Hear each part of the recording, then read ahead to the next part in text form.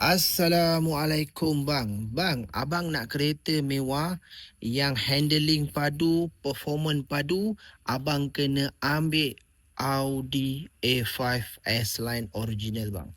Bang, yang ini bukan mewah saja bang. Tapi kereta ni mewah, tambah sport, tambah dia punya handling dia sangat power, sangat tajam bang. Okey, harga masa baru kereta ni sangat mahal 400k bang ni. Sekarang kita nak jual bukan 100k, bukan 80,000, tapi saya nak jual RM49,000 sahaja dengan condition macam baru, kereta tip top condition bang. Yang ini muka facelift muka facelift. Abang tengok grill kereta ni pun masih cantik, bumper facelift, grill facelift. Yang ini yang Quattro bang Quattro 2.0 liter, bukan 1.8 liter Ini enjin turbocharger. Abang tengok sport rim besar, original S-Line. Abang tengok emblem S-Line.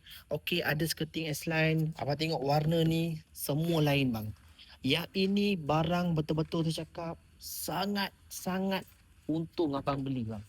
Okey, kereta ni dalaman interior sangat cantik, macam baru lagi bang macam baru lagi. Okey, seat S-Line original abang tengok S-Line, dalaman dashboard semua, interior semua cantik lagi. Okey. So body kereta ni bagi saya 9/10, walaupun tahun kereta ni dah agak lama pun. Okey, tapi abang tengok sekali pandang saja kereta ni sangat cantik bang. Mewah pun ada. Okey, body dia pun masih cantik pun ada.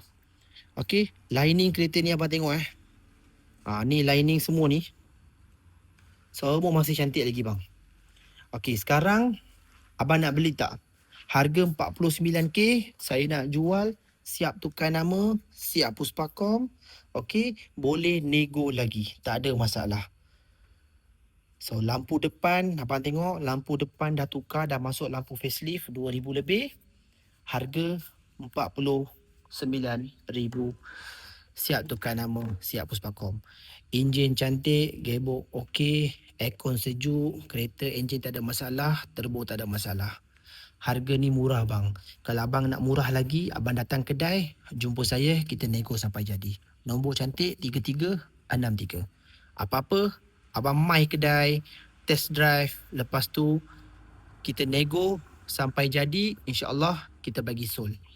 Barang-barang macam ni bang, bukan selalu dapat bang. Condition ni puas hati bang. Memang macam